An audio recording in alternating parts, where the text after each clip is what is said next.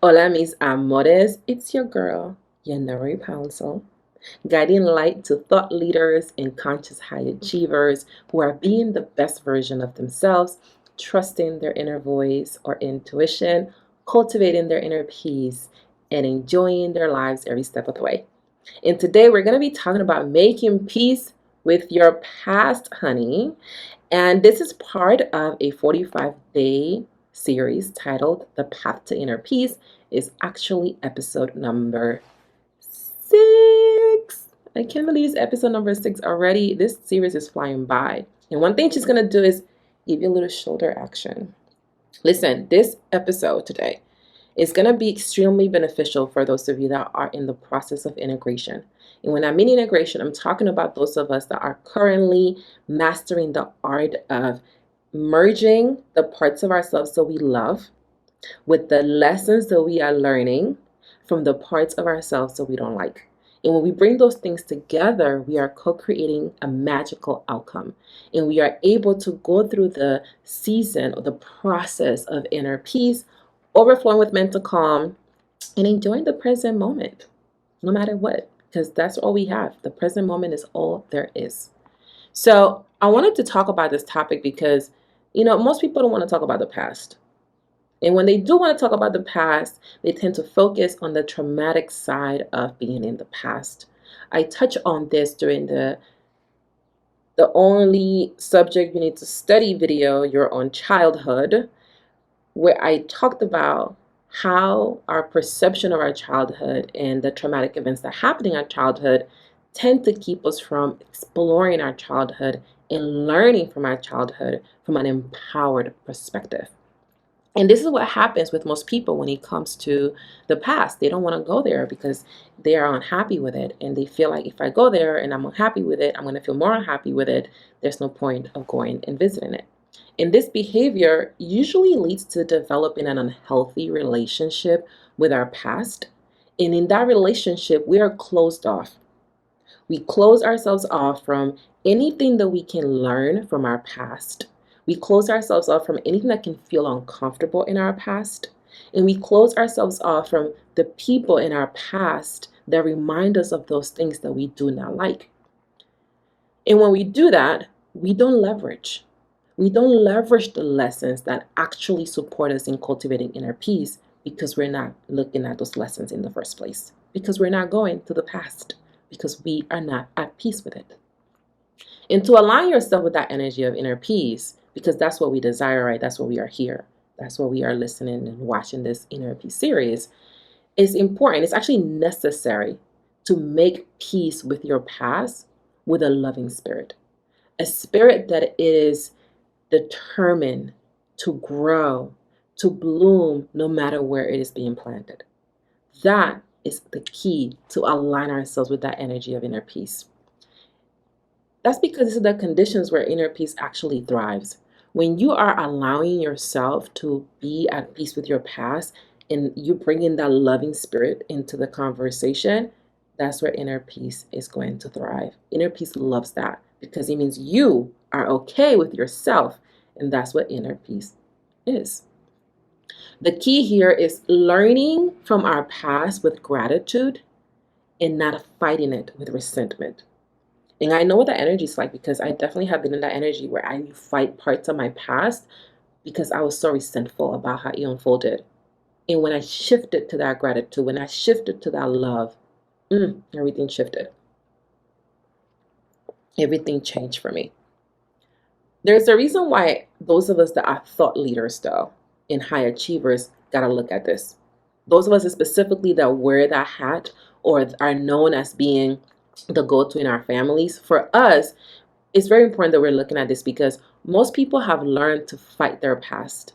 And when you're fighting the past, it usually occurs in the form of ignoring the past or rejecting it. By rejecting or ignoring the parts of us that we don't like. By rejecting or ignoring the parts of our past that we pretend that do not exist. So if you have in that energy, that's the energy that I'm referring to. And just because you pretend something doesn't exist doesn't mean it doesn't. You know deep down that it does exist and that it did happen. And I know this because, like I shared with y'all, this is me. This used to be me. And at times it is me. I've engaged in this behavior, and there are times when I very much engage in this behavior during certain seasons. There's nothing wrong with that. And it's important that you know you're not alone so that you can be willing to see what's on the other side of this from people that are in that same journey with you. Now, those of us, right? Those of us that are in that place where we sometimes feel like we're alone, those of us that, are experiencing things in this perspective or from this angle, here's the deal.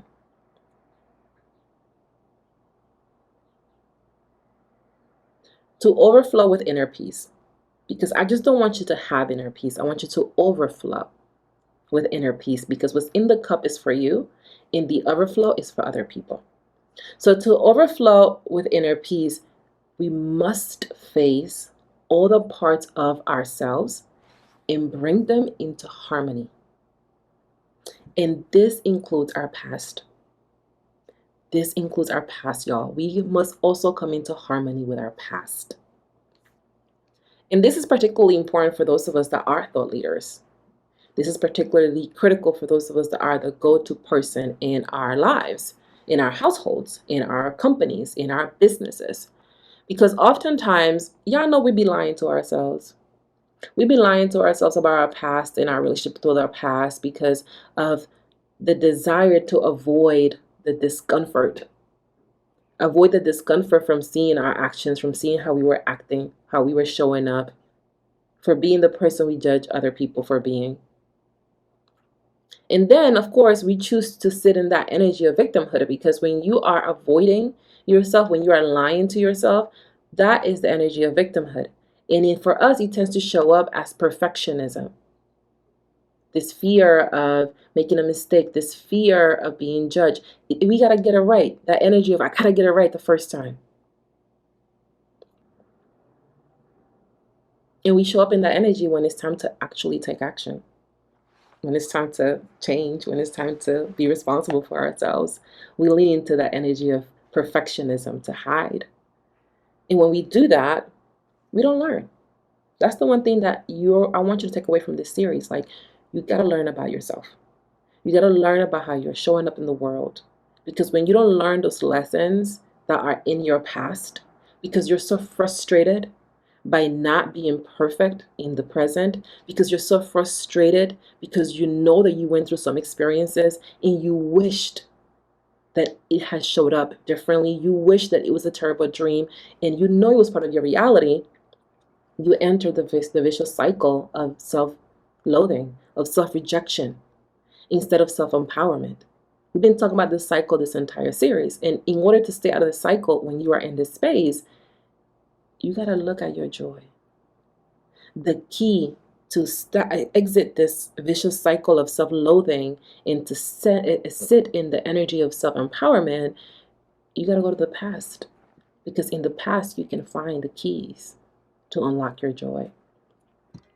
So here are the things I want to share with you today. You may hear my son in the background. Him and my husband were out, but they're back. So, you may hear him, you may not. We'll see. Here's what you're going to learn today. The number one reason why making peace with your mistake is a non-negotiable. In this series, you're going to notice I'm giving you the stuff that is a non-negotiable.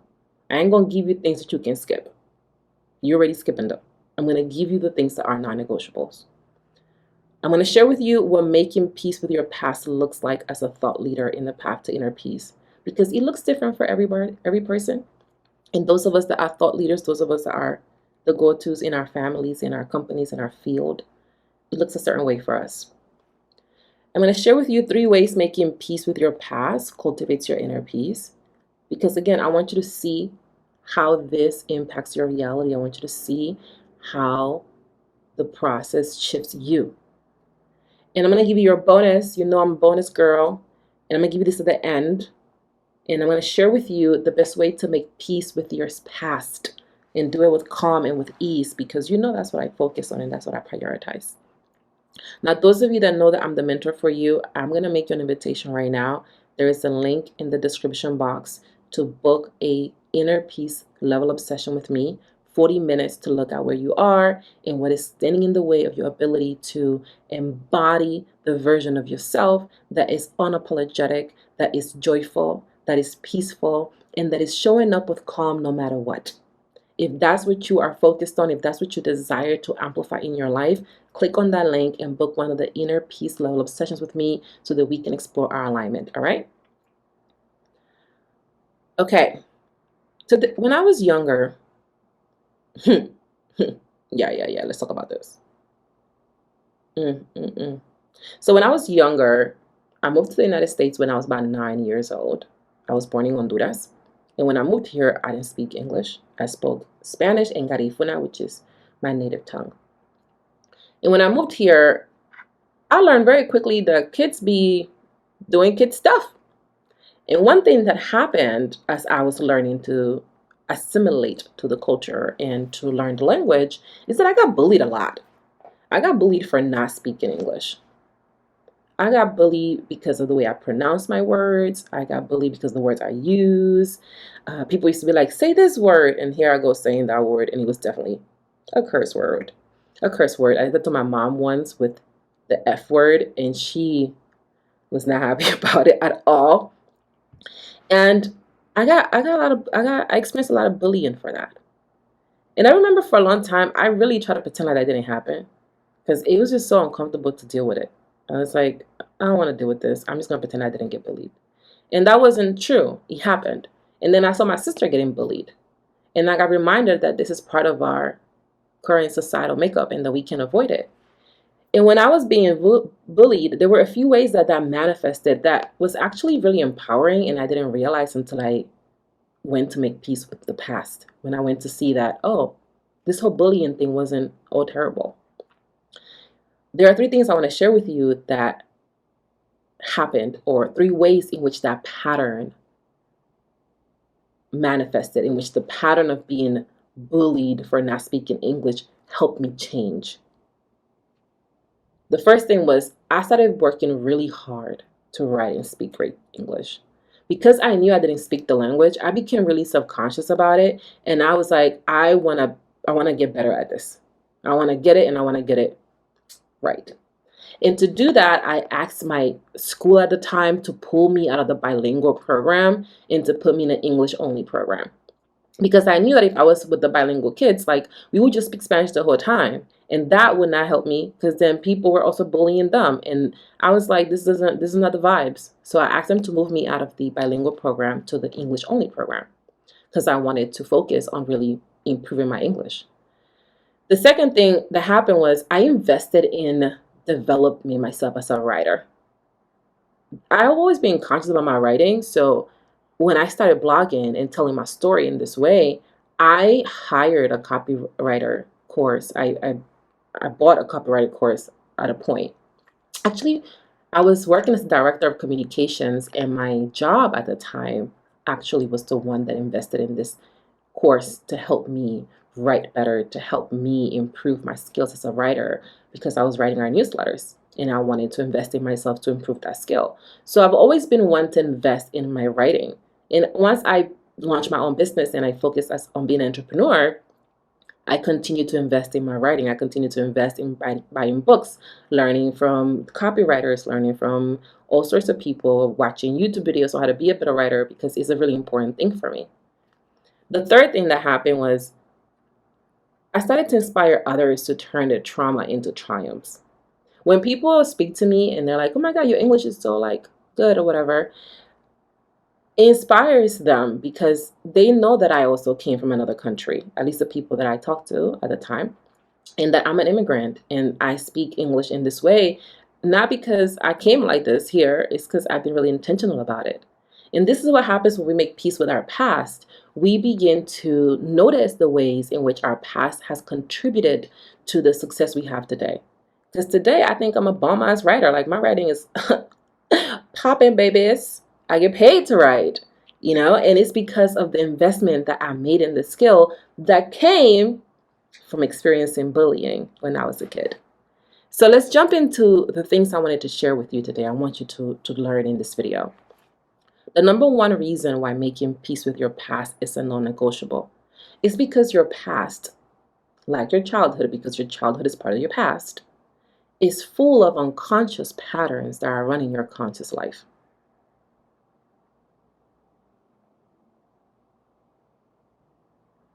And when you go to your past to look at these unconscious patterns, you are able to meet yourself where you are.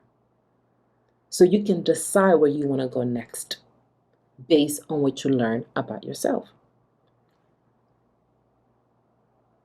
And this is the foundation of inner peace. It's knowing how you act versus how you think you act. And being willing to tweak your behavior to align yourself with how you desire to act. I want us to look at what making peace with your past looks like as a thought leader in the path to inner peace. And I like how we've been breaking these things down. So I'm going to keep the same structure we've been using. One of the things that's going to happen when you are exploring your past and going to make peace with your past is you're going to find yourself reviewing the decisions that you've made.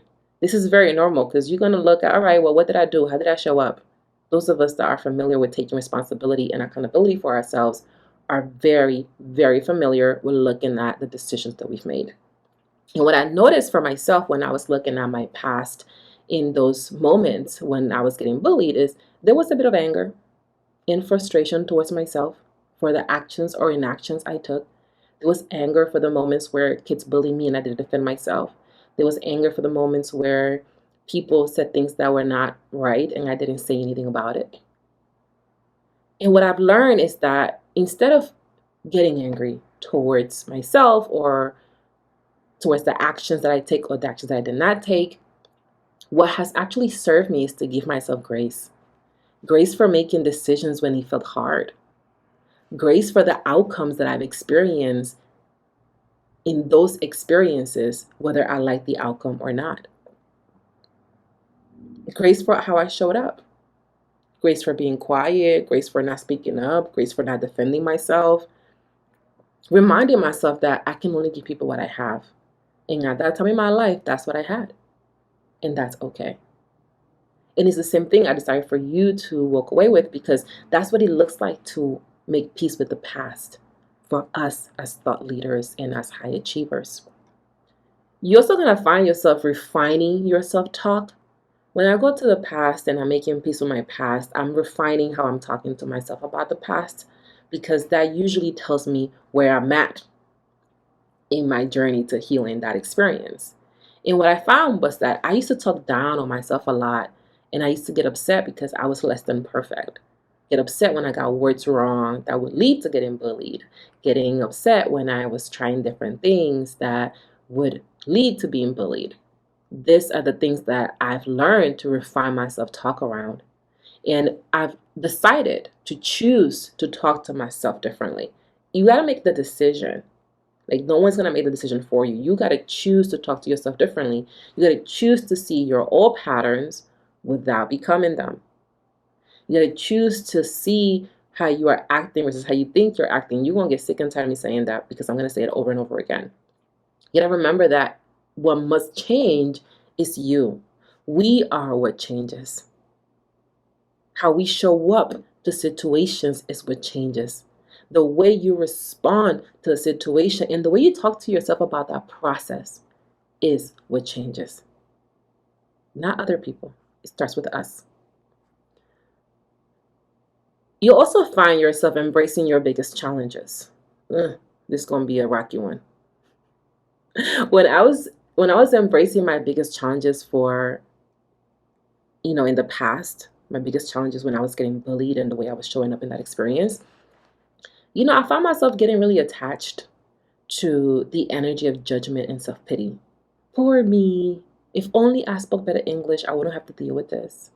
Poor me. If my mom had prepared me with English, I wouldn't have to deal with dealing with people bullying me. And the reality is, y'all, that people are people. And they're going to people anywhere. And you may find yourself attaching yourself to that energy of self-pity and self-judgment too.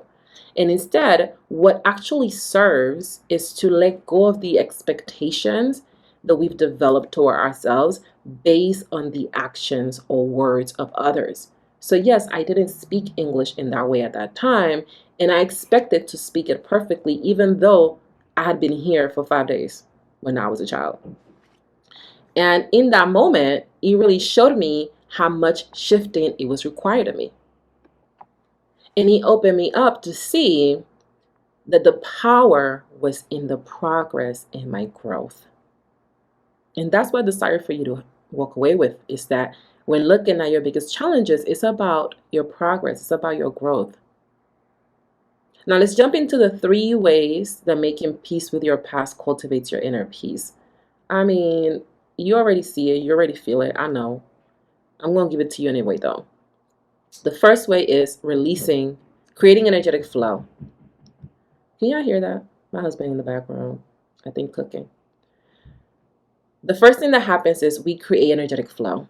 When we go to the past and we are making peace with it, what we are doing is we are allowing the energy of the past to be cleared. So we begin to feel a flow of energy inside of us because we are not leaving the energy stagnant. We have gone to a place where the energy was stagnant because the body keeps the score, remember? So when we are in that place where the energy is stagnant and we go to address that, we go to bring the energy of love into that space, wherever that energy is stored in the body, it begins to dissipate, it begins to shift, it begins to move because we bring the energy of love into wherever we have going on in that past experience. It is loud in Fort Lauderdale today, y'all. And when we do that, we create the energetic flow. So we are able to create energetic flow by releasing emotions in the body because we go to the past, we bring the love, we bring the healing from the now into the past, and that helps create the energetic flow. The second thing is we face our reality. We go and accept ourselves. We go and accept how we acted in that moment, how we showed up in the moment, how people around us acted in that moment, how they showed up in the moment. And we extend that love for them and that appreciation because we're able to learn from it. This is what gets uncomfortable is being able to learn to love the bullies and appreciate them and forgive them and see how much they helped us. Because most of us don't want to see it from that perspective. It's uncomfortable. The third way that making peace with our past cultivates our inner peace is by seeing the beauty and the goodness in the past. I shared with you the ways in which getting bullied for not speaking Spanish, helped me on purpose. There were a lot of things I didn't like about it. But there were these 3 things that helped me a lot. And I didn't learn that those things were happening. I didn't learn how much impacted me in a positive way, in a way that serves me until I went to make peace with it.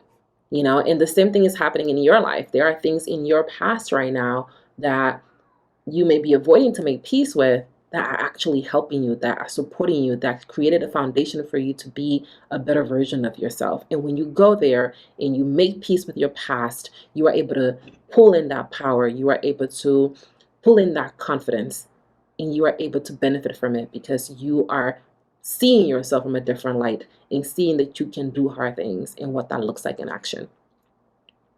Okay, before I drop that bonus for you, let me know in the comments what is coming up for you. What are you feeling? Are you picking up what your girl is putting down? Let me know. While y'all drop that in the comments, I want to talk to those of you that know I'm the mentor for you. If you know I'm not the mentor for you, this is not for you right now. I'm not talking to you. I'm talking to those of you that know I'm the mentor for you. Listen, do you desire my one-on-one support in your journey to inner peace, in your path to inner peace? If so, I'm currently enrolling clients for January 2024 is when we're going to get started. We are accepting clients to our best-selling program, the Self-Trust Society, which is a beautiful offering for those of you who are committed to being the best version of yourself while you lead others. For those of you that are committed to showing up, fully trusting your intuition, cultivating your inner peace, and enjoying your life every step of the way as you lead others, whether it be in your business, in your career, in your community.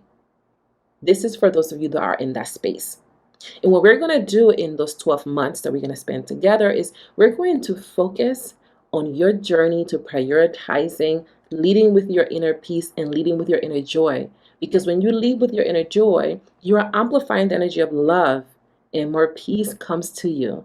And no matter what happens in your life, you are able to tap into that peace and ground into that peace, especially as you are integrating the parts of you you love with the lessons you are learning from the parts of you that stretch you. So during that time you're going to spend today, you're going to become a more joyful version of yourself, a more expanded version of yourself. And you're going to go through the process with mental calm and with inner peace. I have opened some spots on my calendar. I have 5 inner peace level obsessions for this week. And you can apply to one of them only if you are serious about embodying the best version of yourself, overflowing with that inner peace, because what's in the cup is for you. The overflow is for other people.